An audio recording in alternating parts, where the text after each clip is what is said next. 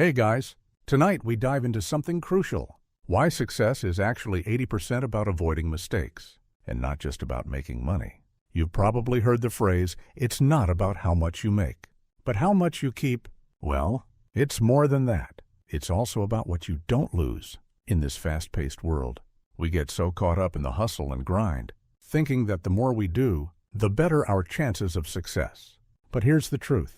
You can outsmart failure more than you can outsmart your way to wealth. And that's the kind of success I'm talking about.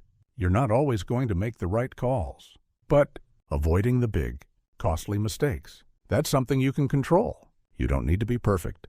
You just need to be smart enough to sidestep the landmines. There's a reason why a lot of millionaires will tell you they didn't make their fortune on one big win. It was through years of avoiding big losses. And here's your first reality check. You're probably going to make mistakes. It's how you handle them that sets the winners apart. So, before you get comfortable, take a moment to like the video and subscribe, but only if you genuinely enjoy what I do here. Drop your location and local time in the comments. Let's see where in the world you're tuning in from. Now, dim the lights. Maybe turn on a fan for that soft background hum. And let's ease into tonight's journey together. Why does avoiding mistakes matter so much? Let's break it down. Mistakes are expensive, not just in terms of money, but in time, energy, and emotional toll. There's this common misconception that success comes from making a lot of right moves. But if you dig into the lives of successful individuals, you'll find the opposite is true. Most successful people aren't batting 1-0. They're batting 300, maybe 400, meaning they only get it right a fraction of the time. But those failures, they don't sting as much because they're mitigated by smart decisions that keep them on track. Take Warren Buffett, for example. He's one of the most successful investors in the world, yet his track record isn't perfect. He's had his fair share of bad investments. But here's the key. For every bad investment, there were dozens of good ones. More importantly, the bad ones weren't catastrophic because he knew how to hedge his risks. The lesson here is that you don't need to make all the right moves to win.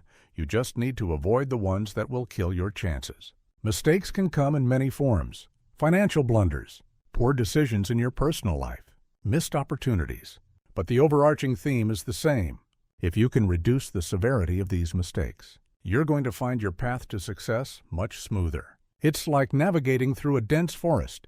You don't have to have the best map. You just have to avoid walking into the trees.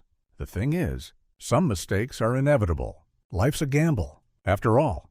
But the more you understand where the landmines are, the less likely you are to step on them. We're all familiar with the cliché of a fool's errand, right? Well, some of those foolish mistakes could have been avoided if only we'd listened, looked, and thought a little more before diving headfirst into something risky. And here's where the big twist comes in. Some people believe that if you're not making mistakes, you're not taking risks, and therefore, you're not growing. But let's be real for a second. There's a difference between calculated risk and just winging it. The former is key to success. The latter, well, let's just say it leads to things like surprise expenses, late nights, and possibly some very embarrassing lessons. In fact, being too reckless is often the biggest mistake you can make. We live in a world that celebrates bold moves, big risks, big rewards. But what if I told you that the most successful people are often those who avoid the catastrophic risks? They don't need a $1,000 bet on a single stock. They build slow, steady, and safe. They avoid mistakes not just to preserve their wealth, but also to grow it at a manageable pace. Think of it as planting a garden. It's not about how many seeds you can throw into the ground, but how many actually take root. But here's the kicker. The key to success lies not in avoiding all mistakes, but in reducing the frequency and magnitude of the big ones. Small missteps won't sink your ship, but the major ones, those can, and those are the ones you really want to focus on. Think about it this way. If you avoid a huge financial loss, that's money you get to keep. If you don't mess up your relationships or burn bridges, that's time and energy you can use to focus on the next opportunity. You don't need a big break, you need to not mess up the little ones along the way. So, think about your strategy not in terms of achieving greatness, but in terms of making sure you don't screw it all up in the process. Let's talk about the real cost of making mistakes. It's not just about the dollars and cents, it's about everything else that goes along with it. the time lost, the emotional energy wasted, and the mental drain. If you've ever made a big mistake, you know that the financial hit is just the tip of the iceberg. The true cost is what comes after. When you make a mistake, especially a big one, you're not just losing money, you're losing time. Time is the one thing that you can't get back, no matter how hard you try. Think about it. Every time you make a bad decision, you're setting yourself back, sometimes for years. Sure, you can recover financially, but can you recover the time you lost trying to get back on track? The simple truth is that every misstep you make chips away at your potential. Look, I get it. Everyone makes mistakes, and some of them are just part of the journey. But the real challenge is in minimizing the impact of those mistakes, and that's where the magic happens. The less you lose to errors, the more you have to reinvest into making smart choices, gaining experiences, and ultimately winning in the long run. But let's take a step back. What does a mistake really cost? Well, first, there's the immediate financial loss, right? You made a bad investment, and now your portfolio looks like a bad weather forecast just full of storm clouds. But that's just the beginning. You may also lose credibility, trust, and confidence. And believe me, once you lose those things, they're not easy to get back. In business, your reputation is everything. Make too many wrong calls, and suddenly people start doubting your judgment. And let's not forget about the psychological toll. When you screw up, it weighs on you. It affects your confidence, your outlook on life, and your ability to make decisions moving forward. You second-guess yourself, start questioning your capabilities, and wonder if you'll ever get it right. That's a dangerous headspace to be in because it can lead to hesitation, fear of failure, and a lack of action. These emotional and psychological costs can be just as damaging, if not more so, than the financial losses. But here's something interesting. Historians still argue whether the greatest empires fell due to a single fatal mistake or the accumulation of small ones. Think about it. The fall of Rome, for example, was it a disastrous decision at the top or 1,000 tiny decisions that built on each other? In many ways, success in life and business works the same way. It's not always the big mistakes that take you down. It's the little ones, the ones you barely notice, that add up over time and derail your plans. So, when you think about mistakes, consider them as compound interest in reverse. The more mistakes you make, the more they accumulate, and the harder it is to recover. You might think you can bounce back quickly from a financial misstep, but it often takes longer than expected. And the longer you take to recover, the more you lose out on future opportunities. This is where the old adage, learn from your mistakes, comes into play. But here's the catch. It's not just about learning, it's about adapting and avoiding making the same mistake twice. Everyone says failure is a great teacher. Sure, it is, but it's an expensive one. And if you can learn without paying the full price for the lesson, you're ahead of the game. The key isn't just to fail forward, it's to fail smart. The smarter you get at avoiding catastrophic mistakes, the less you have to worry about the toll they'll take. And that brings us to the next key point, learning to recognize where those mistakes are hiding.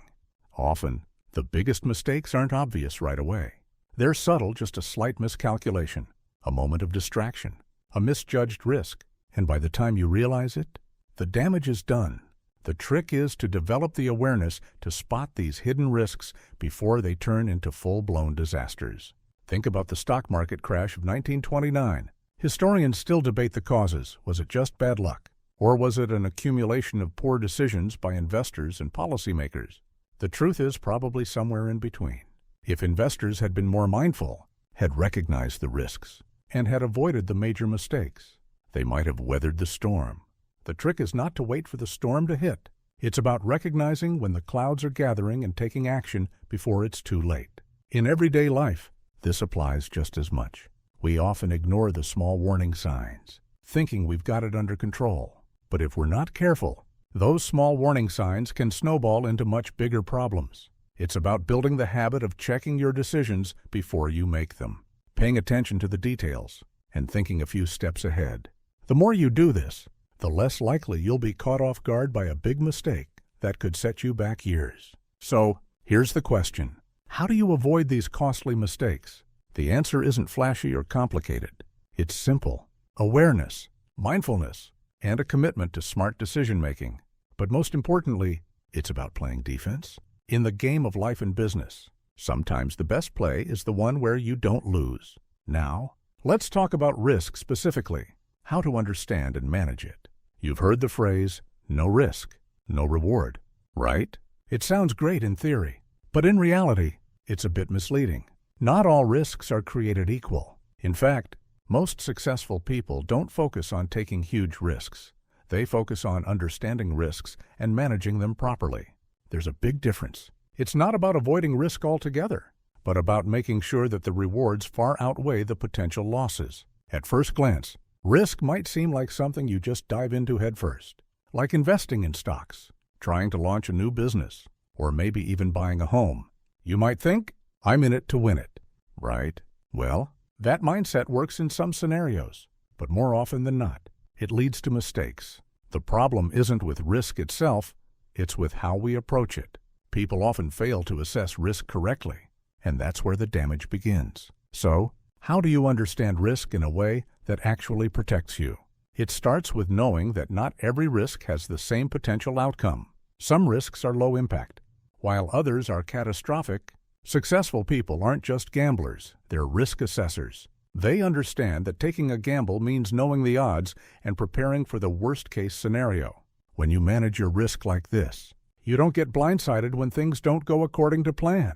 Let's go back to Buffett for a second. He famously says, risk comes from not knowing what you're doing. It's that simple. The key to understanding risk is knowledge. The more you know about a situation, the better equipped you are to handle the risk involved. That's why he spends so much time studying businesses before making any major moves. He's not just taking a wild guess, he's assessing the likelihood of success and weighing it against the possible losses. It's all about making informed decisions. But it's not just about the information you have, it's about how you use it. Let's take a look at how risk works in everyday decisions. Let's say you're thinking about investing in something, a stock, a real estate property, or maybe even a new business idea. You need to ask yourself, what happens if this goes wrong?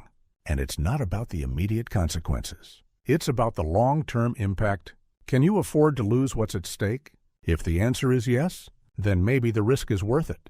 But if the answer is no, then you need to reevaluate. One of the most dangerous things you can do when taking risks is to get emotionally invested in the outcome. When people get too attached to an idea or a deal, they start to ignore red flags. They see only the potential rewards and overlook the risks. That's how you end up in situations where you've sunk a ton of money into something, and suddenly, you're watching it all unravel. The key here is to stay detached, to see things objectively. It's about thinking like a strategist, not a gambler. Here's something interesting. Historians still argue about the concept of calculated risk. Some believe it's just a fancy term for educated guessing, while others argue it's the only way to survive in a world full of uncertainties. The truth is, the more we study risk, the better we get at predicting the outcomes. But even the best predictions can go wrong. That's why Buffett and successful people in general are so focused on minimizing the downside. So, how can you manage risk like a pro? It's all about diversification. Spread your risks out so that one mistake doesn't wreck everything. This is something Buffett has done time and again. He doesn't put all his eggs in one basket. Instead, he invests across multiple industries, companies, and asset types to spread out his risk. If one investment doesn't pan out, there are others to cushion the blow. You don't need to be Warren Buffett to manage risk this way. The idea is simple. Don't put all your resources into one risky venture. Spread them out and allow some of them to fail without causing devastation. Think of it like investing in a portfolio of stocks. Sure, some may tank, but others will perform well enough to offset the losses. This strategy of minimizing risk while still seeking opportunities for reward is how you play the long game. The problem is that most people, especially when they're starting out, don't think about risk this way. They see opportunities and jump in without considering what might happen if things go south. But once you start thinking about risk in a more calculated way, you'll find yourself making smarter decisions and, more importantly, avoiding the big mistakes that can take you out of the game. It's easy to fall into the trap of thinking that success is about taking risks, especially when you see the flashy stories of people who hit it big by taking massive gambles. But what you don't see are the countless others who took similar risks and lost everything. The real trick is in managing that risk in a way that doesn't expose you to catastrophic loss. So, before you rush into the next big opportunity, stop and ask yourself, what's the worst that could happen? If the answer is something you can't afford to lose, then maybe it's time to think twice. After all, it's not about avoiding risk altogether. It's about managing it, assessing it, and knowing when to pull back before you make a mistake that could cost you everything. Here's a little secret for you. Success isn't about hustle, it's about focus. In a world where everyone's obsessed with hustle culture, you might think that the faster you run, the further you'll go. But if you're running in the wrong direction, all that hustle's just wasted energy. Focus, on the other hand, is like the compass that keeps you from getting lost in the weeds. When you have focus, you're able to zero in on the things that matter most, and that's where the real success lies. Now, I'm not saying hustle is bad. There's definitely a time to push, to grind, and to take action. But without focus, all that effort doesn't amount to much. You can be busy all day long and still make zero progress. It's like spinning your wheels in the mud. You're working hard, but you're not going anywhere. And that's where most people go wrong. They think that just doing more will get them further. But the truth is, doing less with more purpose will always take you farther. Take Warren Buffett as an example when he talks about his success. He often emphasizes how much of his time is spent on doing almost nothing. He doesn't jump from one opportunity to the next. Instead, he focuses on a handful of things he knows inside and out, and he sticks to them. He's not chasing every shiny object. He's focusing on what he understands best.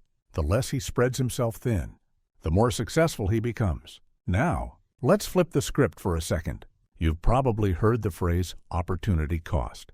It's one of those terms that sounds fancy, but in reality, it's super simple. Every time you spend your time on one thing, you're saying no to something else.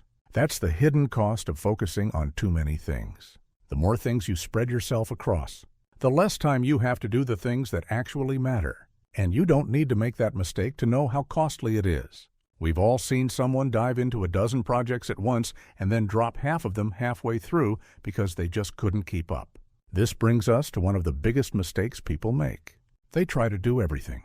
They think that if they just hustle hard enough, they'll be able to juggle multiple businesses, jobs, hobbies, and relationships at once.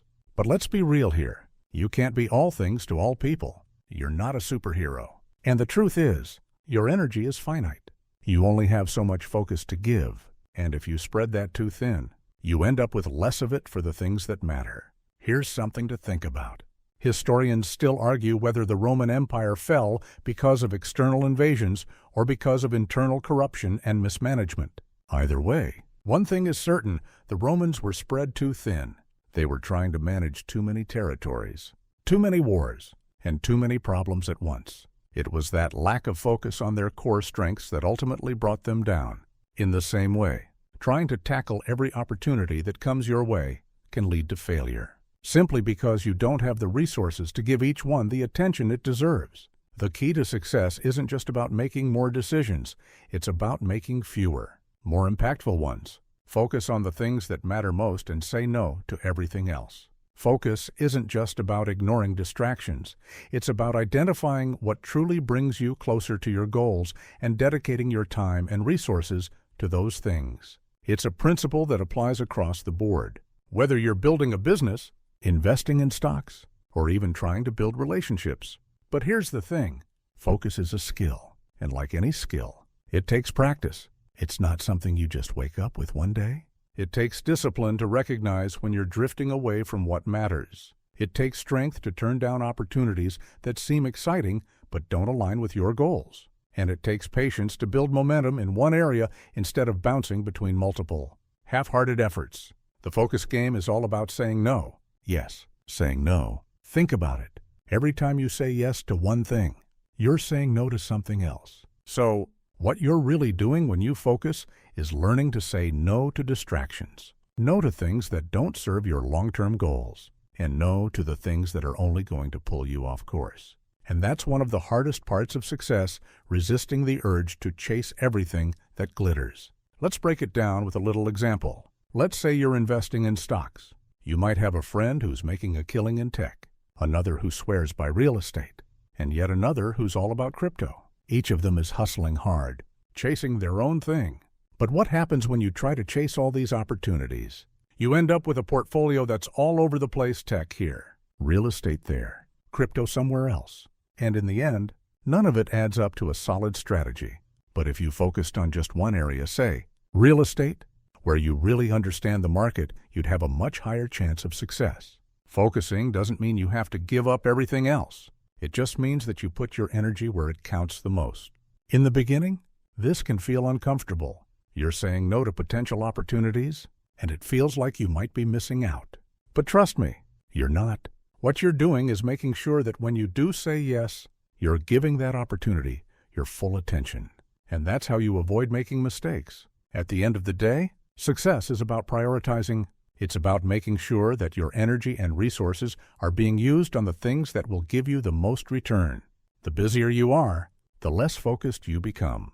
And when you lose your focus, that's when mistakes happen.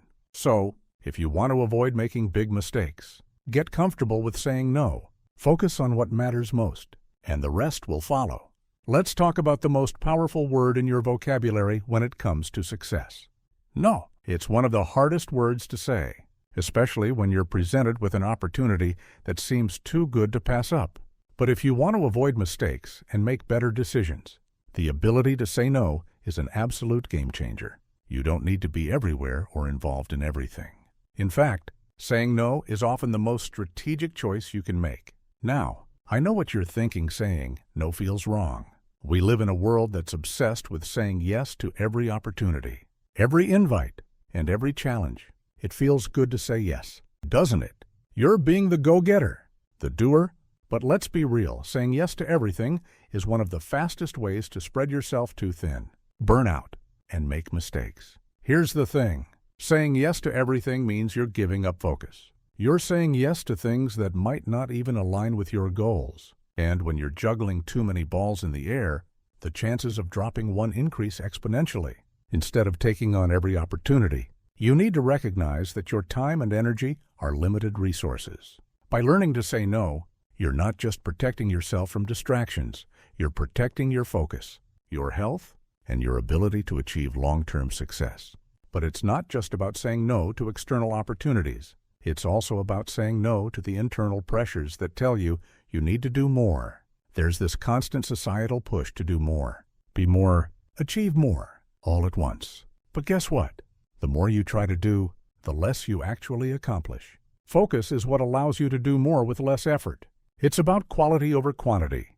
When you're constantly saying yes, you dilute the impact of your efforts. But when you say no to the distractions, you can pour your energy into the things that really matter. Take Warren Buffett again. He's known for his legendary ability to say no. He famously advises, the difference between successful people and really successful people is that really successful people say no to almost everything. Think about that. The richest people aren't out there hustling from one opportunity to the next. They're being selective, carefully choosing where to focus their time and resources. Saying no to 100 things means they can say yes to the few things that really matter. Historians still debate whether the downfall of ancient empires was due to overexpansion or the failure to focus on core strengths. The fact is, many great civilizations crumbled not because they failed to grow, but because they tried to grow in too many directions at once. The same can happen to you if you don't learn how to prioritize and say no to the things that won't take you where you want to go. So, how do you start saying no more effectively? First, you have to get clear on your goals. You need to know what you want and, more importantly, what you don't want. What are the things that align with your mission? What will bring you closer to where you want to be? And what are the things that, while they may seem appealing in the moment, are just distractions in disguise? Once you have that clarity, it's much easier to say no. The second step is setting boundaries. People will always try to take up your time, whether it's work demands, social events, or family obligations. It's crucial to set clear boundaries and stick to them. These boundaries are what protect your time and energy. If you don't protect your time, others will take it. Learning to say no is essentially about drawing a line in the sand and saying, this is my time, and I'm choosing to spend it on what matters most. But saying no doesn't just apply to external requests. It also applies to your own thoughts and impulses. Have you ever been tempted to jump on a new project or chase a new shiny object, even though you know deep down it's not the best use of your time? That's the internal pressure I'm talking about. Learning to say no to these temptations is key to avoiding mistakes. Stay focused on your core objectives, and don't let your mind wander off to the next big thing that might seem exciting but ultimately isn't worth the effort. You'll find that the more you practice saying no, the easier it becomes. It's like a muscle that gets stronger with use. And the more you strengthen that muscle, the more you'll find that your life becomes more intentional, more focused, and less stressful. You're not trying to do everything, you're doing the right things. And that's the key to success. One of the most overlooked aspects of success is the power of saying no to the wrong opportunities. People often say yes out of fear of missing out, FOMO. But the reality is, when you say yes to something that's not aligned with your goals, you're actually missing out on everything you could be doing by staying focused. Success isn't just about taking on more, it's about being selective, intentional, and saying no to the things that don't fit into your larger plan. And let me tell you, saying no doesn't make you a bad person. It doesn't make you rude or selfish. In fact, it makes you someone who values your time and energy. It's a sign of self-respect. When you say no, you're not rejecting others. You're respecting your own priorities. And the people who truly respect you will understand that. So, here's a little challenge for you. The next time an opportunity comes your way, take a moment to pause and ask yourself, is this aligned with my goals? Does this move me closer to where I want to be? If the answer is no, then don't be afraid to say it. And remember, every time you say no, you're making room for the right opportunities to come into your life. Patience is a virtue, but in the world of success, it's much more than that. It's a strategy. Everyone's obsessed with quick wins, but let's be honest, those are few and far between. The real wealth builders, the ones who keep their heads above water during turbulent times, are the patient ones. Patience isn't about sitting back and waiting for things to happen. It's about understanding that good things take time, and that consistently playing the long game will get you further than any quick fix ever could. You've probably heard the term overnight success. It sounds great, doesn't it? It paints this picture of someone working a regular job one day. Then bam, the next day, they're a millionaire. But let's pull back the curtain on that overnight success story. What people don't see is the decade of hard work, failures, and gradual progress that leads up to that moment. They don't see the years of learning, adjusting, and refining. The idea of instant success is a myth. Real success is built slowly, piece by piece, with plenty of setbacks along the way. Warren Buffett has a famous quote that's worth paying attention to. The stock market is a device for transferring money from the impatient to the patient. This is such a critical point. The impatient want quick gains and immediate returns. But those who understand the power of patience are willing to wait for the long-term payoff. This mindset applies to all areas of life, not just investing, whether it's building a business, cultivating relationships, or improving your health. It's the patient ones who eventually come out on top. Historians still argue whether Rome's downfall was tied to internal corruption or simply the decline of patience and wisdom in leadership. One could say that the empire was impatient, pushing for too much expansion too quickly, sacrificing long-term stability for short-term glory. The lesson here is that rushing things rarely leads to sustainable success. And while it might seem counterintuitive in a world that's obsessed with doing everything faster, slow and steady wins this race. One of the greatest advantages of patience is that it allows you to make decisions with a clearer head.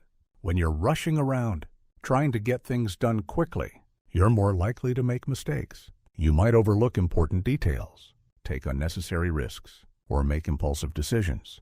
But when you take your time and approach things carefully, you give yourself the space to consider all angles and make smarter, more informed choices. Patience allows you to step back, evaluate, and adjust when necessary. But here's the kicker. Patience doesn't mean doing nothing. It's not about sitting back and waiting for success to fall in your lap. Patience is about doing the work and putting in the effort, but not rushing the outcome. It's about understanding that while you can control your actions, the results might take longer to materialize, and that's okay. Take investing. For example, people often look for the next big stock tip, the hot investment that's going to make them rich overnight. They get impatient and sell too soon when things don't go their way.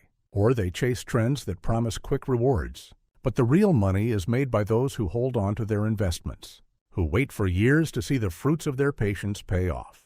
They're not concerned with short-term fluctuations. They're focused on the long-term trajectory. And it's the same in business. Success isn't built in a day. It's built on small, consistent actions that compound over time.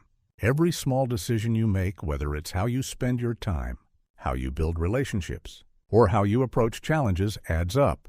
But if you're constantly jumping from one thing to the next, chasing after the latest trends or opportunities, you'll never see those small actions add up to something bigger. The key is to stay the course and trust that your efforts will pay off in the end. Now, I'm not saying you should be passive. Patience doesn't mean sitting back and waiting for luck to come your way. It means actively working toward your goals and trusting that time will bring the right results. It means resisting the urge to take shortcuts or make impulsive decisions just because things aren't happening fast enough. The most successful people are the ones who can maintain their course in the face of uncertainty, who don't get discouraged when progress is slow, and who understand that long-term results are worth the wait. Let's look at another example. How long did it take to build Amazon into the behemoth it is today? Jeff Bezos didn't become a billionaire overnight. It took years of building, testing, and refining. There were plenty of setbacks along the way, but Bezos had patience. He didn't expect instant results. He had a vision for where he wanted to go, and he stuck with it, even when things weren't going according to plan. That patience paid off in spades. And here's the thing. When you're patient, you also have more time to make adjustments. If you're rushing through life, you don't have the luxury of pausing, reflecting, and adjusting your course. But when you take your time and approach things with patience, you can learn from your mistakes, tweak your strategies, and improve over time. This is how real growth happens. So, how can you develop more patience? It starts with letting go of the need for immediate results. Focus on the process rather than the outcome. Trust that if you keep putting in the work, things will fall into place. And when things don't go according to plan, don't panic. Use the setbacks as learning opportunities and adjust your course accordingly.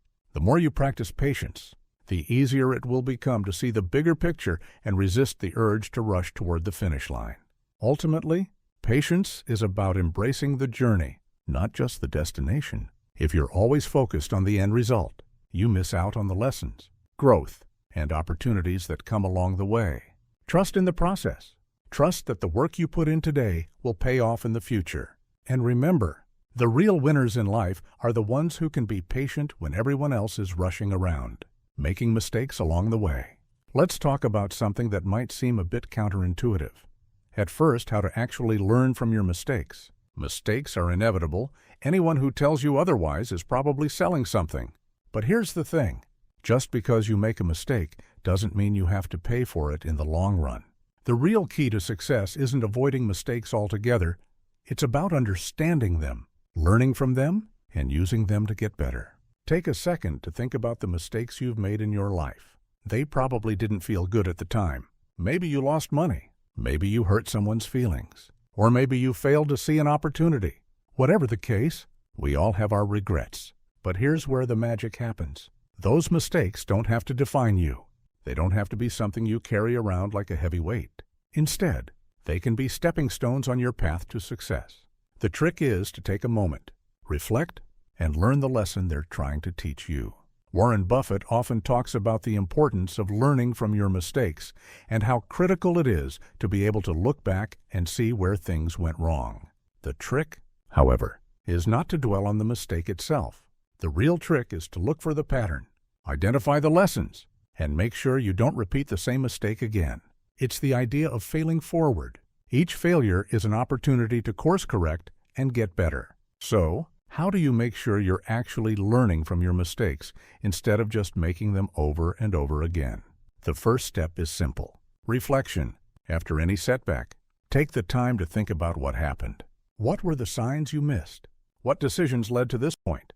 And this is key. How can you avoid making the same mistake next time? People often think that if they just forget about their failures, they can move forward faster. But in reality, it's the reflection on those failures that actually accelerates growth. Think about a well-known historical example, like Thomas Edison and the invention of the light bulb. Edison famously failed thousands of times before he succeeded. But instead of viewing those failures as mistakes, he saw them as experiments that didn't work out, each one teaching him something new. Historians still debate whether Edison's focus on persistence and learning from mistakes was what made him successful, or whether his sheer determination just eventually led him to the right combination of materials. Either way, he learned from every misstep, adjusted his approach, and kept going until he got it right. And you should do the same. It's not about being perfect, it's about being open to correction and willing to learn. The most successful people are the ones who can look at their failures objectively and say, "What can I learn from this?" They don't let their egos get in the way of growth. They understand that each failure brings valuable insights that help them make better decisions next time.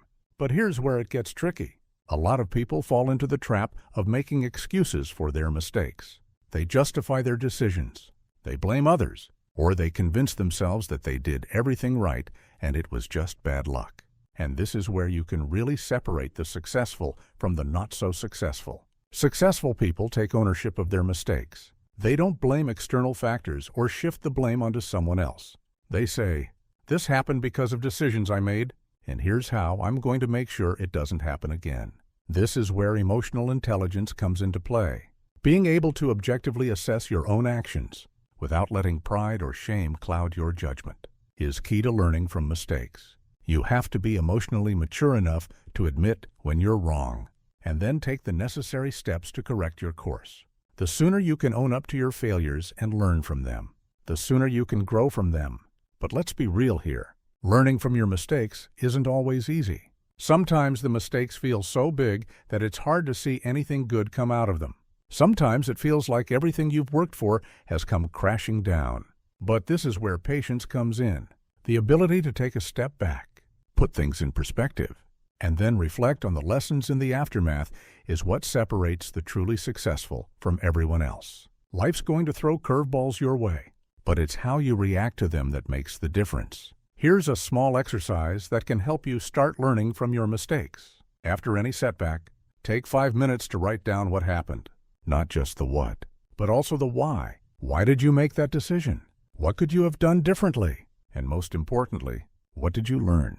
This simple habit of self-reflection can be a powerful tool for avoiding the same mistakes in the future. It's about building a mindset of continuous improvement, where every failure is just a stepping stone to something greater. One important thing to note here is that learning from mistakes doesn't mean you have to be perfect next time. Sometimes, even the best lessons don't guarantee success. But learning from past failures increases your chances of getting it right. You become smarter, more capable, and more prepared to handle challenges in the future. And that's what builds true resilience, the ability to bounce back stronger every time you fall. Let's go back to the example of Edison. Yes, he failed thousands of times, but each failure brought him closer to the light bulb. Each mistake revealed something important about materials, design, and process. By the time he found the right formula, he had gained enough knowledge and insight to ensure it would work. This isn't just about failing and trying again, it's about learning and improving with every attempt. In the end, the key takeaway is simple. Mistakes don't have to define you. They can be the foundation for your greatest lessons. You just have to be willing to look at them with honesty and learn what they're trying to teach you. Success is built on learning from the failures and mistakes, not avoiding them altogether. And the more you practice this, the fewer mistakes you'll make and the fewer mistakes you make, the closer you'll be to your goals. Now, let's explore one of the most subtle yet destructive forces in the pursuit of success. Overconfidence. It's something that we all fall prey to, especially when we start seeing some early wins. There's a rush that comes with success, a sense of invincibility that convinces you that you've figured it all out. And while confidence is essential for success, too much of it can lead you straight to failure. Overconfidence often blinds you to the risks, making you think that you can't lose. But trust me, that's the moment you're most vulnerable. Overconfidence is one of the most dangerous traps you can fall into. Think about it. When you're confident, you tend to make decisions faster, take bigger risks, and overlook the smaller details. You might think you have the Midas touch, that everything you touch will turn to gold. But here's the problem. That's when you stop asking the important questions. You stop thinking critically, and you start assuming that you're invincible. And that, my friend, is when mistakes happen. Let me take you back in time for a second. Historians still argue about the collapse of the Titanic. Was it overconfidence in its unsinkable design? Some say yes, pointing to the failure to account for the ship's limitations and the refusal to slow down despite warnings of icebergs. The crew's overconfidence in the ship's indestructibility led them to make reckless decisions. And ultimately, the unthinkable happened. The same thing happens in business, in investing, and in life. Overconfidence leads to risky decisions, and risky decisions lead to mistakes. Warren Buffett is famously humble when it comes to his investment strategies. He often says that his success comes from avoiding the big mistakes, not from making a lot of risky bets. He's careful, deliberate, and cautious. He doesn't let his early wins cloud his judgment. Instead, he sticks to his principles, even when the market is throwing up opportunities left and right. His success doesn't come from overconfidence, but from careful and thoughtful decision-making. The thing about overconfidence is that it's often fueled by early success. You take a few calculated risks, and you see some rewards. That feels good. It feels like you're on top of the world. But what's dangerous is that you start thinking that success will come easily from now on. The more you succeed, the easier it feels to predict the outcome of your decisions. But that's when you start losing touch with reality. You stop doing your due diligence. You stop questioning. And you stop learning. What's worse is that overconfident people often fail to listen to others. They become so sure of themselves that they disregard advice, ignore feedback, and assume that they know better than everyone else. But the truth is, the more successful you become, the more you need to stay grounded, the more you need to listen, the more you need to be open to being wrong. Buffett's humility is a big part of his ability to consistently avoid mistakes. He knows that no one, not even the most successful investor in the world, has all the answers. So, how do you avoid overconfidence? It starts with self-awareness. If you're riding a wave of success, it's easy to get swept up in it, but it's important to stay grounded. Take a step back, reflect, and check yourself.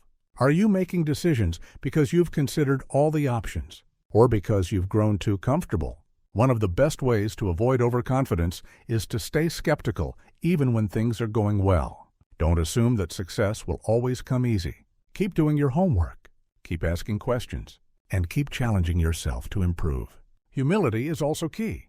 Don't let your wins get to your head. Realize that the market, the world, and life in general are full of uncertainties.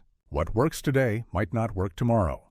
The more humble you are, the more likely you are to seek advice. Stay alert to risks, and avoid the big mistakes that come from thinking you know it all. The truth is, the more successful you become, the more cautious you should be. One of the most important things you can do to avoid overconfidence is to surround yourself with people who will challenge you. Seek out mentors, advisors, and peers who aren't afraid to tell you when you're wrong or when you're heading down a dangerous path. The more people you have around you who will provide honest feedback, the better equipped you'll be to avoid the trap of overconfidence. And remember, overconfidence doesn't just affect your decision-making, it affects your ability to learn. The more you believe you have all the answers, the less likely you are to learn from your mistakes. The more you're open to feedback and the less overconfident you are, the more likely you are to avoid repeating the same mistakes over and over again. Let's take a step back and look at this from another angle. Overconfidence can also lead to poor risk management. If you think you can't fail, you're more likely to take on high-risk ventures without considering the consequences. But when you stay grounded, you're able to weigh the risks more carefully. You can assess what's at stake and determine whether the potential reward is worth it. Successful people are always weighing their options, considering the risks, and asking themselves whether they're willing to lose what they've worked so hard to build. And here's the hard truth. Overconfidence doesn't just lead to small mistakes, it can derail your entire journey. The most successful people in the world know this, which is why they avoid getting too comfortable. They stay cautious, stay grounded, and remain open to learning. They never assume that their past successes guarantee future results. So, how do you beat overconfidence? Stay humble, keep learning, surround yourself with honest, critical voices, and always remember that success is a marathon, not a sprint. Overconfidence may feel good in the moment, but it's the humility and caution that will carry you through the toughest times. Stay grounded, stay hungry, and avoid the trap of thinking you've figured it all out. Now, let's dive into something that's often overlooked in the race to success: emotional intelligence, EI. We all think that success is purely about intellect or skill. But there's a hidden factor that plays an even bigger role: how well you understand and manage your emotions, and how well you understand the emotions of others. Emotional intelligence is the secret sauce that can turn a good decision into a great one, and a potential failure into a huge success. Emotional intelligence isn't just about being nice or empathetic. It's about using emotions, both your own and others, to guide your thinking and behavior in productive directions. This means knowing when to push forward and when to pull back, when to trust your instincts and when to let logic lead. It's about understanding your own emotional triggers and using that awareness to make better decisions. It's also about recognizing emotions in others and using that information to navigate relationships, whether they're business relationships or personal ones. Think about the most successful people you know. It's not always their smarts that make them stand out. It's how they manage relationships, how they handle stress, and how they maintain composure when things get tough. That's emotional intelligence at work. Warren Buffett, for example, isn't just a brilliant investor. He's also a master of emotional intelligence. He knows how to keep his cool during market fluctuations, how to read people in situations, and how to navigate challenges with grace. He knows that making decisions with emotional clarity, rather than getting swept up in panic or euphoria, is what separates the winners from the losers. Historians still debate whether the fall of certain ancient civilizations was due to a lack of emotional intelligence in leadership, the ability to connect with people, understand their needs, and manage internal conflict can make or break an empire. In the same way, emotional intelligence in business and life determines whether you can keep moving forward after a setback, make smart choices under pressure, and build meaningful relationships with the people who matter. Let's break it down. Emotional intelligence can be divided into 5 key components: self-awareness, self-regulation, motivation, empathy, and social skills. Let's take a quick look at each one and see how they apply to success. First, self-awareness. This is the foundation of emotional intelligence. It's about understanding your own emotions and how they affect your thoughts and actions. Successful people know themselves well. They're aware of what triggers their emotions, how they respond to stress, and how their moods affect their decision-making.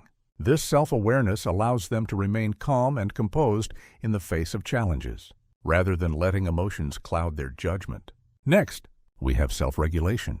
This is the ability to control your emotions and impulses. It's about not letting your emotions get the best of you, especially in high-pressure situations. When things go wrong, emotional regulation allows you to step back, take a breath, and think things through, rather than reacting impulsively. People with high emotional intelligence are great at managing their impulses and making decisions based on logic, not emotion. Then, there's motivation. This isn't just about being driven to succeed, it's about having the emotional resilience to keep going, even when things get tough. Motivated individuals use their emotions to fuel their perseverance. They know how to tap into their inner drive to push through obstacles, stay focused on their goals, and not give up when things don't go as planned. Empathy is another key component of emotional intelligence. Empathy is the ability to understand and share the feelings of others. It's about listening to people, understanding their perspectives, and reacting in a way that shows you care. Successful people are often highly empathetic because they know how to build relationships, negotiate, and communicate effectively, whether it's a business deal, a personal relationship, or a team dynamic.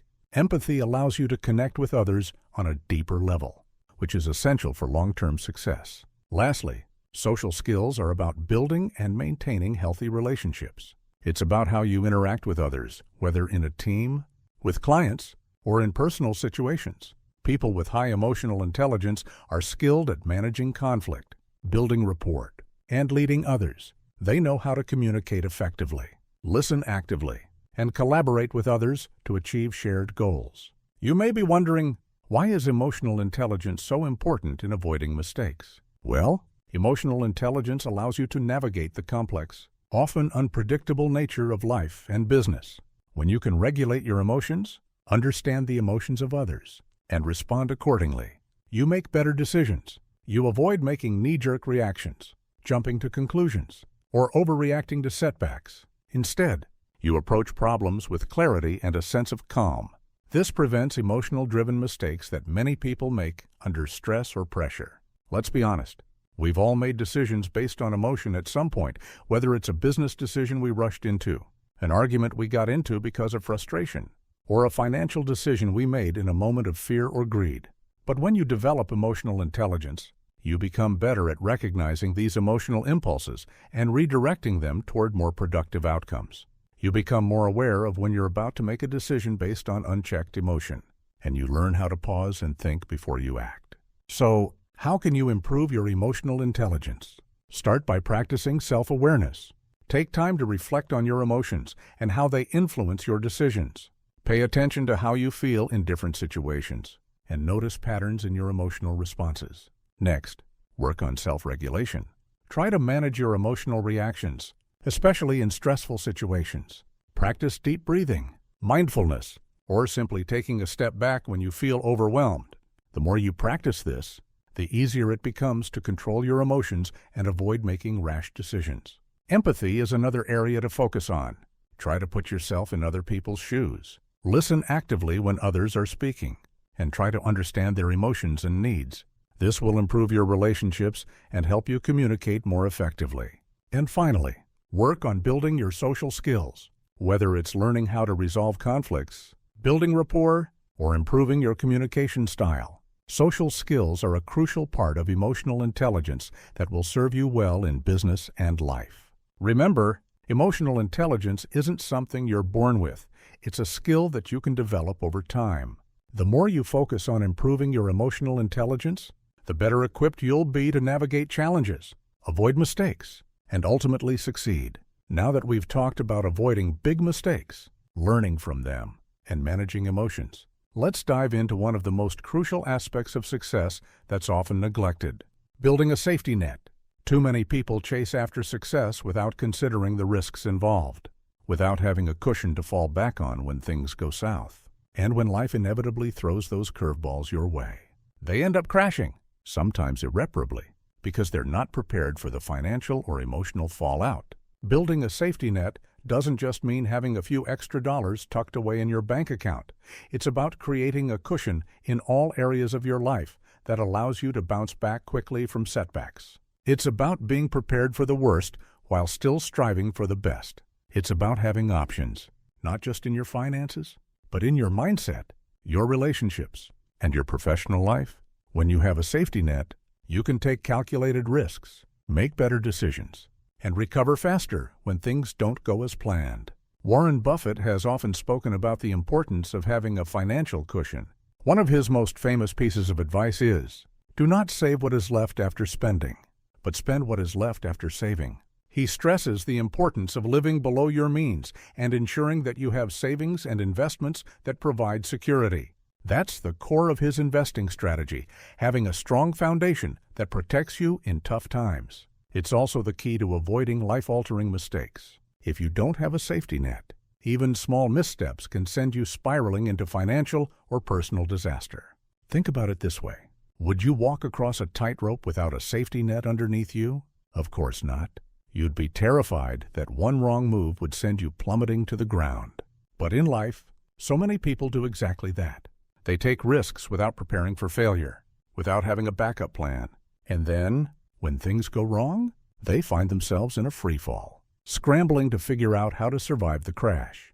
But if you have a safety net, you can approach challenges with confidence, knowing that no matter what happens, you'll be able to get back on your feet. A safety net doesn't just protect you financially, it gives you the freedom to make better decisions. Think about it. When you're not worried about paying bills or struggling to stay afloat, you can think more clearly, you can focus on making smart, calculated decisions. You can take opportunities that align with your long-term goals instead of reacting impulsively out of fear or desperation. The safety net allows you to be strategic, and it gives you the room to be patient, to wait for the right moment, and to avoid the dangerous mistakes that often come from acting out of panic. So, how do you build a safety net? The first step is to get your finances in order. You need to have enough savings to cover at least 6 months of living expenses. This gives you the peace of mind that no matter what happens, you'll have the financial stability to weather the storm. But building a safety net isn't just about saving money. It's also about building a portfolio of assets, things that generate income and increase in value over time. It's about creating streams of passive income that can support you even when things aren't going perfectly. But building a safety net goes beyond money. It also means having strong relationships, a reliable support system, and a solid plan for when things go wrong. It's about creating a network of people who can help you in tough times, whether it's emotionally, professionally, or financially. This network provides another layer of security that you can lean on when you need it most. And just as you wouldn't build your finances on a single income source, you shouldn't build your support system on one person or one group of people.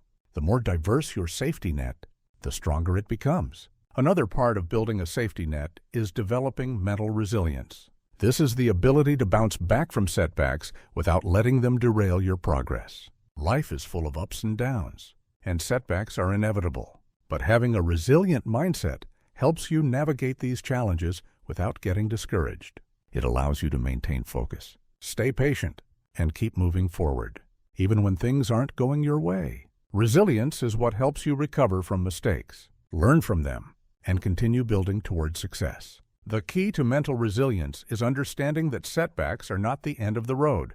They're just bumps along the way. When you experience failure, it's easy to get discouraged and think that your dreams are out of reach. But the truth is, every successful person has encountered failure.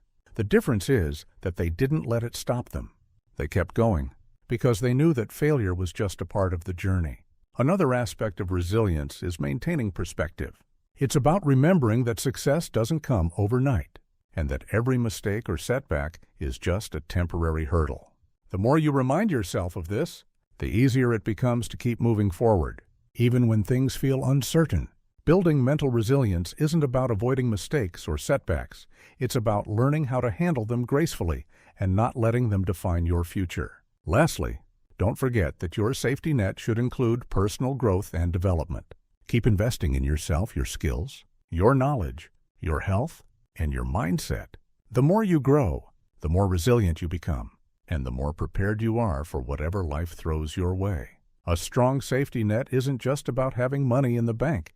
It's about having the tools, relationships, and mindset that allow you to bounce back quickly and continue moving forward toward your goals. In summary, building a safety net is not about avoiding risks altogether. It's about making sure that when risks don't pay off, you have a cushion to fall back on. Whether it's financial stability, mental resilience, or a solid support system, your safety net gives you the confidence to take calculated risks, avoid unnecessary mistakes, and keep moving forward, no matter what challenges you face. Let's talk about a concept that might surprise you: knowing when to walk away. It's counterintuitive, isn't it?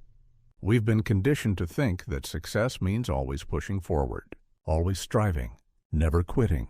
But in reality, one of the most important skills you can develop is knowing when to step back, when to abandon a losing cause, and when to accept that it's time to move on.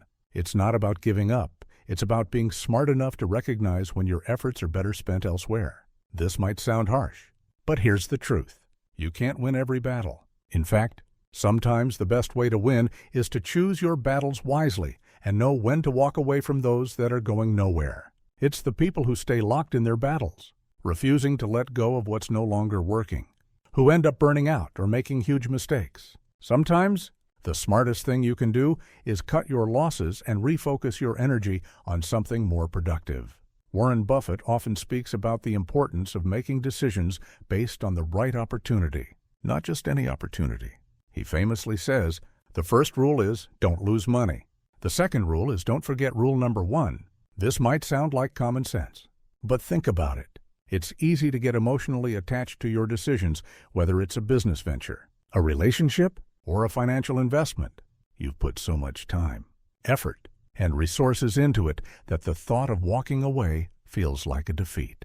But in reality, the ability to walk away is one of the most powerful tools for success. It's about understanding when to stop investing in something that isn't going to give you the returns you want, and redirecting that energy towards something more promising. Let's look at a historical example. The sinking of the RMS Titanic was, in many ways, the result of a failure to walk away. The builders and the crew were so confident in the ship's design that they ignored warning signs, pushed forward at full speed, and refused to slow down when conditions became dangerous.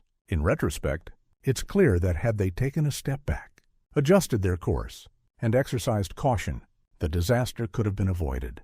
The inability to walk away from their overconfidence and the pursuit of success at all costs led to one of the most tragic mistakes in history. This is a powerful reminder that sometimes, in both life and business, success lies in the ability to step away before things go too far. Knowing when to walk away requires self-awareness. It's about being able to assess the situation objectively and ask yourself, is this still serving my goals? Am I chasing something that isn't worth the cost?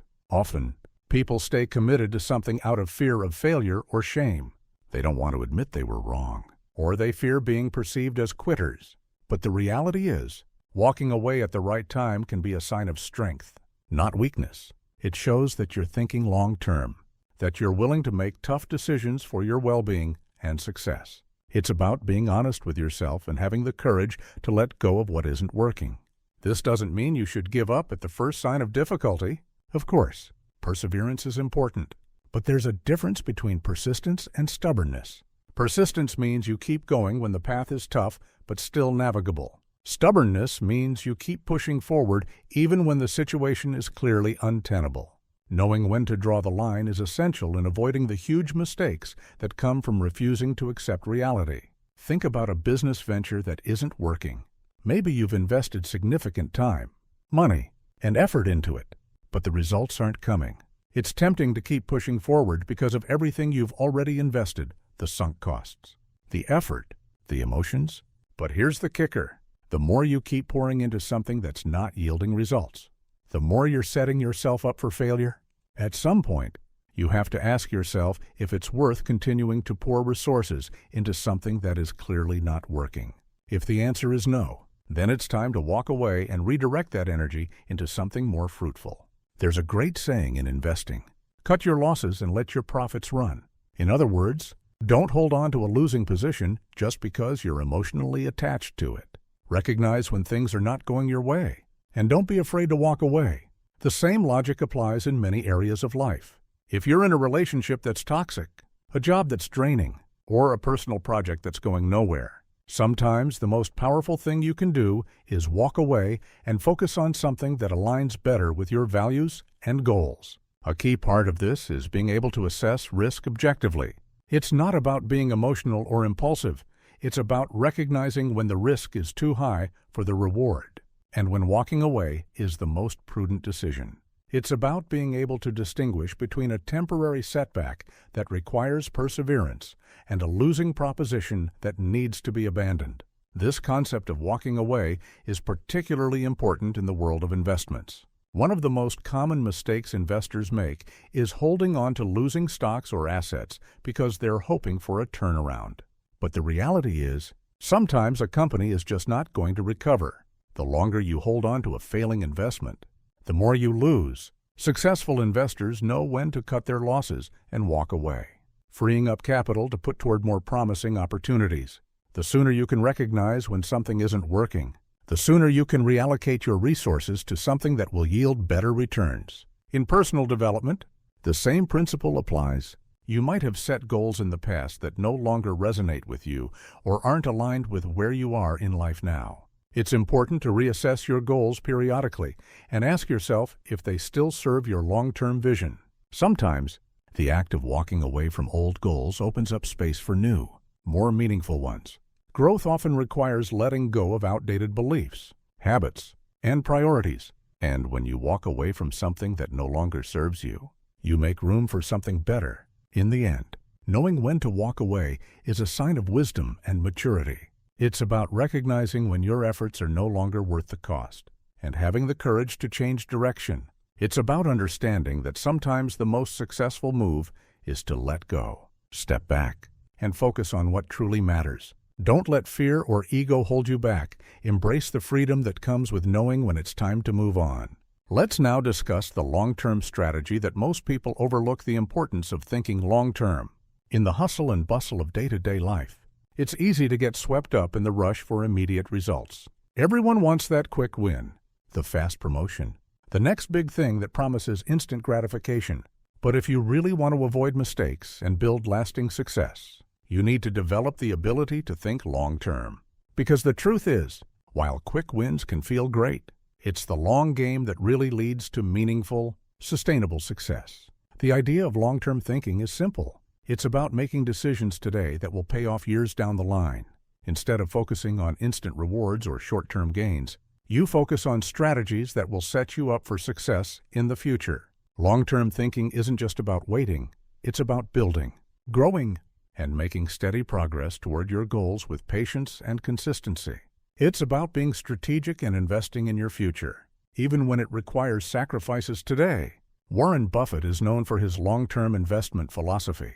He famously says, "Our favorite holding period is forever." He doesn't look for short-term profits or try to time the market. Instead, he focuses on finding companies with strong fundamentals, solid leadership, and long-term growth potential. Buffett's strategy is a perfect example of how thinking long-term can lead to consistent success over time.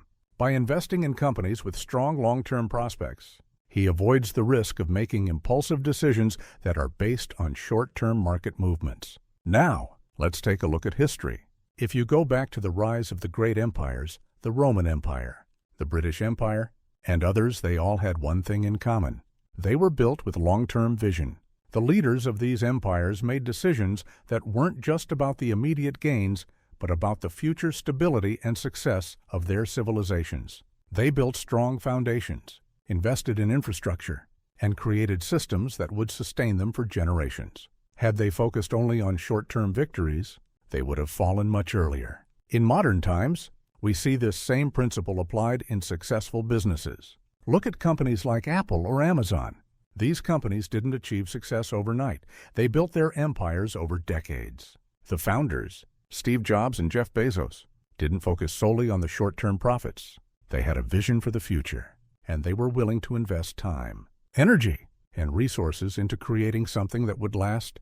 Their focus on long-term goals allowed them to build companies that continue to thrive today, despite the challenges and setbacks they faced along the way. Thinking long-term means resisting the temptation of immediate rewards. It's about understanding that the best things in life, wealth, success, and fulfillment take time.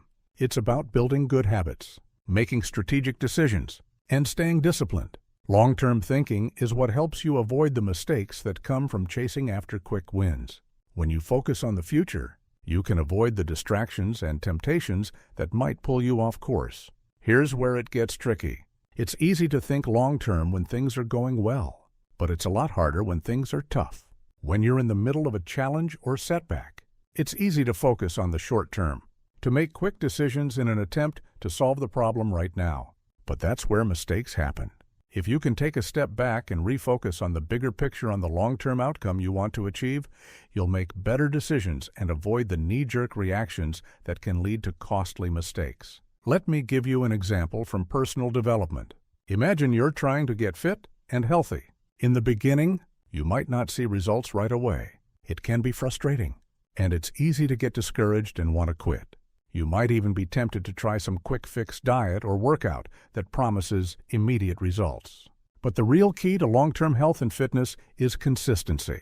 It's about making healthy decisions every day, even when you don't see instant changes. If you stick with it and think long-term, you'll eventually see the results, and they'll be far more sustainable than any quick fix. In business, thinking long-term is equally important. Take a look at how you structure your investments, your relationships, and your goals. Are you thinking about the next quarter, or are you planning for the next decade? Short-term thinking can lead to decisions driven by immediate needs or pressure, which can result in mistakes or missed opportunities. Long-term thinking allows you to see the bigger picture, to identify trends and opportunities that others may overlook, and to stay focused on what truly matters. By making decisions with a 5-10-year horizon, you're far less likely to fall victim to the mistakes that come from chasing quick profits or reacting impulsively. One of the benefits of long-term thinking is that it forces you to slow down and consider the impact of your decisions. Instead of making decisions based on immediate gratification, you're making them based on the future rewards they'll bring. It requires discipline and patience to stay on course, but it's that steady, consistent progress that builds lasting success. But here's a key point. Thinking long-term doesn't mean ignoring the present. It's not about waiting for the future to happen, it's about making decisions today that will lay the groundwork for future success. If you want to be successful in the long run, you need to balance your short-term actions with long-term goals. It's about finding the sweet spot between immediate effort and future rewards, and making sure that every step you take today moves you closer to your ultimate goal. In your personal life, long-term thinking can be a game changer as well. Whether it's in your relationships, your health, or your financial planning, focusing on the long-term outcome can help you avoid the mistakes that come from impulsive decisions or short-term thinking. The more you invest in long-term goals, the more you'll find that everything falls into place because you've set a solid foundation that supports your future success. In the end, long-term thinking is about building something that lasts. It's about focusing on what really matters and making decisions that will pay off not just in the next week or month, but in the years to come. Whether it's in business, in your personal life, or in your financial planning, developing a long-term vision will help you avoid the mistakes that come from chasing immediate results and will set you on a path toward lasting success. Let's turn now to a crucial aspect of success that often gets overlooked: the power of mentorship and advice. Many people think that success is about being the smartest person in the room or having all the answers. But the truth is, success is often about knowing when to ask for help, learning from others, and benefiting from the experience of those who have already walked the path before you. This is where mentorship comes into play. The right mentor can guide you, help you avoid mistakes, and give you insights that would take years to learn on your own. You might be thinking, I can do this on my own. I don't need anyone else's help. But let's face it, trying to do everything yourself is a mistake. In fact, some of the most successful people in the world credit their success not just to their own hard work, but to the advice, guidance, and mentorship they received along the way. Warren Buffett, for example, has often spoken about the role of his mentor, Benjamin Graham. In shaping his investment philosophy, Buffett learned invaluable lessons from Graham's teachings, which he later applied to his own investment strategy. Had he tried to figure it all out on his own, his path would have been much longer and more difficult. Historians still debate the importance of mentorship in the lives of great leaders. Was Alexander the Great's success due to his own genius, or was it the mentorship of Aristotle that played a pivotal role? Many argue that mentorship gave Alexander the wisdom to lead his army to victory and build an empire that spanned continents. Mentors provide perspective, experience, and guidance that can make the difference between success and failure. They help you see things from a different angle and provide insights that you may not have considered. Having a mentor isn't just about avoiding mistakes, it's also about speeding up your learning curve. A mentor can help you avoid the mistakes they've made and provide shortcuts to success that would otherwise take years to uncover. Imagine how much time you could save if you didn't have to reinvent the wheel. Instead of making trial-and-error decisions that cost you time and money, you could learn from someone who has already gone through it and come out the other side successfully. But here's the catch. Mentors aren't just people who tell you what to do. They don't give you answers on a silver platter. Instead, they help you navigate challenges, ask the right questions, and develop your own problem-solving skills. Good mentors empower you to think critically, to find your own answers, and to develop the confidence to make decisions on your own. They give you the tools to succeed, not just the solutions. If you don't have a mentor, it's time to find one. Look for someone who has experience in the areas where you want to grow, whether it's business, investing, personal development, or any other field. Finding a mentor who has already achieved what you want to achieve can be a game changer. But it's not just about finding someone successful. It's about finding someone who is willing to invest in your growth and offer honest, constructive feedback. Now, let's talk about another important part of this equation: advice. Mentors aren't the only source of valuable insights. Advice from peers, colleagues, and even books can help you avoid mistakes and make better decisions. But just like with mentors, it's important to be selective about whose advice you take.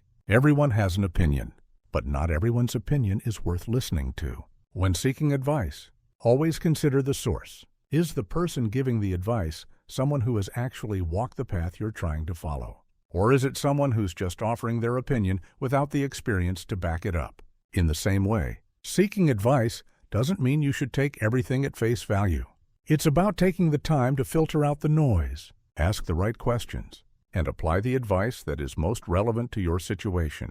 Good advice helps you see things more clearly, but it doesn't do the thinking for you.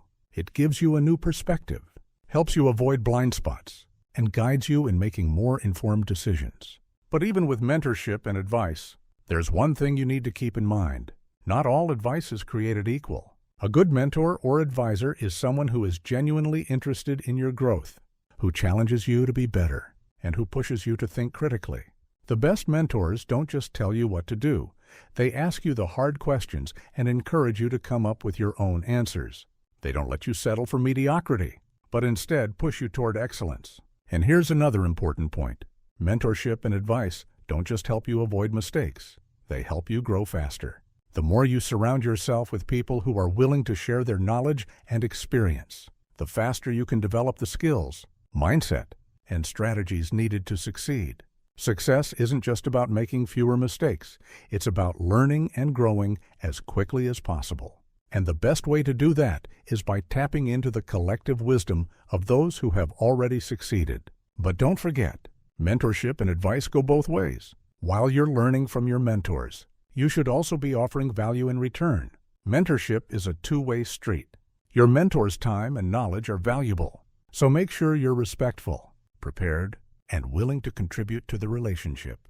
Whether it's offering a fresh perspective, helping with a project, or simply being appreciative of their guidance, always remember that successful mentoring relationships are built on mutual respect and trust. To wrap this up, remember that mentorship and advice are critical components of success. You don't have to figure it all out on your own. Find the right mentors, seek advice from the right people, and use that wisdom to avoid mistakes and accelerate your progress. Don't let your pride or fear of seeking help hold you back. Success is rarely a solo journey, and the best leaders, investors, and achievers all have mentors and advisors who help guide them along the way. Embrace the power of mentorship and watch how it transforms your path to success. Now let's focus on one of the most crucial aspects of success, staying humble and continually learning.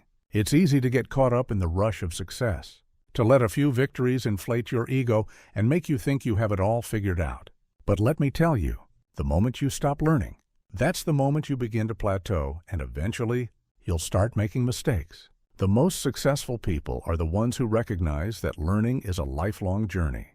They don't rest on their laurels. Instead, they stay hungry, remain open to new ideas, and constantly seek ways to improve. Humility is the key here. Success can be a dangerous drug. It can cloud your judgment, make you believe that you've reached the top, and stop you from seeing areas where you could still improve. But humility keeps you grounded. It reminds you that no matter how much you achieve, there's always something new to learn, some new perspective to consider, and some new skill to acquire. Humility is about accepting that no one knows everything and that there's always room for growth, no matter how successful you become. Warren Buffett is a perfect example of humility in action. Despite being one of the wealthiest individuals in the world, he never acts like he knows everything. In fact, he's famous for saying that the key to his success is not knowing everything, but knowing how to ask the right questions and surround himself with talented people. He's always learning, always growing, and always seeking opportunities to improve. His humility allows him to remain open-minded, to continue making thoughtful decisions, and to avoid the overconfidence that often leads to mistakes. Think about it for a moment. No matter how much success you've had, there are always new lessons to learn. Maybe you've reached a point in your career or personal life where things are going well. You've got some wins under your belt, and things are moving in the right direction. But if you start to believe you have all the answers, if you stop being open to new ideas or feedback, that's when the mistakes creep in. It's easy to get complacent, to assume that because you've had success, the same strategies will continue to work. But the truth is, the world is always changing. Markets shift, people change, and opportunities evolve. If you don't stay adaptable and continue learning, you risk getting left behind. Now, let's take a look at why learning is so important for avoiding mistakes. Success isn't just about getting things right the first time. It's about being able to learn from your experiences and adjust as needed. When you're committed to learning, you become better at making decisions. You get better at spotting risks, and you become more adept at handling challenges. Every failure becomes an opportunity for growth, and every setback teaches you something new. Historians still argue over whether the greatest civilizations fell because their leaders became complacent and stopped learning, or whether it was due to external forces. What's clear, though, is that civilizations that stagnated and failed to adapt were eventually overtaken. The ability to learn, adapt, and evolve is critical to survival, whether in leadership, business, or life. It's what separates the successful from the unsuccessful. And this applies to every aspect of life: your career, your relationships, and your personal development. Think about how much you've grown in the past year or 5 years. Are you the same person you were when you first started? Hopefully not. If you're the same person today as you were back then, it's time to ask yourself whether you've been actively learning, challenging yourself, and growing. The key to long-term success is the willingness to evolve, to keep stretching yourself, and to keep pushing forward. It's about keeping that curiosity alive, whether you're learning a new skill, taking on a new challenge, or diving deeper into areas of your life that you want to improve. Now, learning isn't just about picking up knowledge, it's also about developing the right mindset. A growth mindset, which is the belief that abilities and intelligence can be developed with effort and learning, is essential for long-term success. People with a growth mindset view challenges as opportunities to grow, rather than threats to their abilities. They see failure as part of the process, not as something to fear or avoid. This mindset makes it easier to embrace new experiences, take risks, and learn from mistakes. The opposite of a growth mindset is a fixed mindset, which is the belief that your abilities are static and cannot be changed. People with a fixed mindset are more likely to avoid challenges, shy away from feedback, and give up when things get tough. A fixed mindset leads to complacency, and complacency leads to mistakes. It's critical to embrace a growth mindset if you want to continuously improve and avoid the pitfalls that come with stagnation. So, how do you stay humble and keep learning? First, seek out new experiences. Try things that challenge you and push yourself out of your comfort zone. Be willing to fail and understand that failure is just a stepping stone to success. Second, find mentors, coaches, or peers who can offer guidance and feedback. Don't surround yourself only with people who agree with you. Seek out people who challenge your thinking and offer fresh perspectives. Third, make time for reflection. Take a step back and think about your experiences, your decisions, and your growth. This reflection will help you gain insights into your own behavior and decision-making processes, and it will allow you to learn from your mistakes. Another key to staying humble and learning is to stay curious. Never stop asking questions. The more you ask, the more you learn, and the more you learn, the better you become at navigating the challenges that come your way. It's a cycle of continuous improvement. Remember that no one, no matter how successful, has all the answers. Success is about constantly evolving, continuously learning, and staying open to new ideas. In the end, humility and learning are what separate those who make it to the top and stay there from those who rise and fall quickly. Stay humble, keep learning, and never stop evolving. The more you learn, the fewer mistakes you'll make, and the more you'll accomplish in life. As we near the end of this journey, let's slow things down and reflect on one last crucial aspect of success: spiritual readiness and how it influences our ability to avoid mistakes. This concept might seem out of place when talking about business, investments, or personal growth, but let me tell you, without a solid foundation of spiritual balance, it's easy to lose your way, no matter how much success you achieve or how many decisions you make. Your inner peace and understanding of the bigger picture can serve as the stabilizing force that keeps you grounded. Spiritual readiness isn't about religion or belief systems. It's about being in tune with yourself, your purpose, and the world around you. It's about knowing what truly matters and making decisions that align with your core values. Many successful individuals, whether in business, sports, or any other field, are able to perform at their highest level because they have a deep sense of purpose and inner peace. This spiritual readiness allows them to approach challenges with clarity, make decisions without being clouded by ego, and avoid the mistakes that often come from chasing after superficial goals. This internal foundation helps you maintain perspective when external pressures mount and guides you through uncertainty without falling into despair or recklessness. Think about Warren Buffett again. He's not just a brilliant investor, he's also known for his simple, grounded lifestyle and sense of contentment. Despite amassing billions of dollars, he often speaks about the importance of living a life that aligns with your values and staying true to your principles. This deeper understanding of what's truly important allows him to stay calm during market fluctuations, to avoid the emotional mistakes that others make when reacting to short-term events, and to focus on the long-term picture instead. That spiritual alignment, that peace of mind, keeps him steady as he navigates the ups and downs of his career. But here's the thing. Spiritual readiness is not just for the wealthy or successful. It's for everyone. It's something we all can cultivate, regardless of our circumstances. It's about knowing that we are not defined by our mistakes or failures, and that each challenge is an opportunity to grow. When you have this mindset, mistakes become just stepping stones on the journey, not defining moments that derail your progress. Historically, great leaders, whether they were military commanders, philosophers, or social reformers, understood the power of spiritual readiness. Figures like Mahatma Gandhi and Martin Luther King Jr. didn't just lead through intellectual brilliance, they led with a profound sense of purpose. Their spiritual awareness guided them through personal and professional challenges. Gandhi, for example, maintained an unwavering commitment to his principles of nonviolence and truth, no matter the personal costs. That deep inner clarity helped him avoid the mistakes that come from reacting impulsively or emotionally, and it allowed him to maintain his focus on the long-term vision. In business, leaders who are spiritually grounded tend to make decisions that benefit both their company and society. They understand that success is not just about profits, it's about people, relationships, and purpose. When you align your work with your values, you create a sustainable success that goes beyond financial metrics.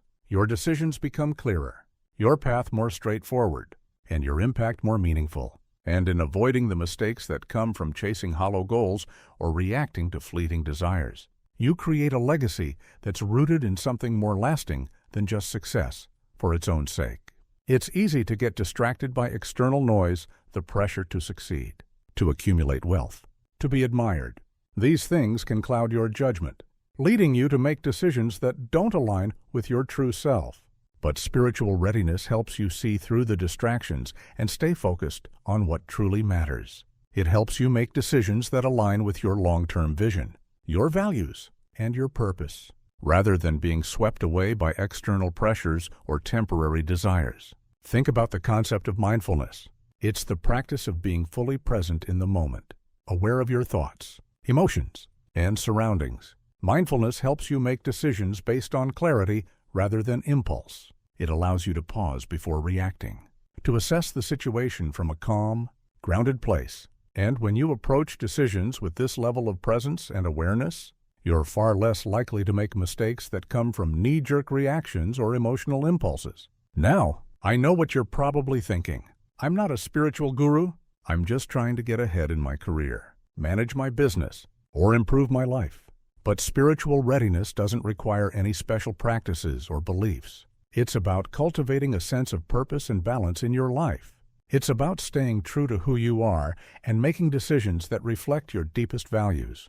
Whether you find this through meditation, reflection, or simply living a life aligned with your core principles, it's about creating a foundation that helps you navigate the complexities of life with clarity and calm. As we close out this discussion, I want to leave you with this thought. Success is not just about the decisions you make or the risks you take. It's about the person you become in the process.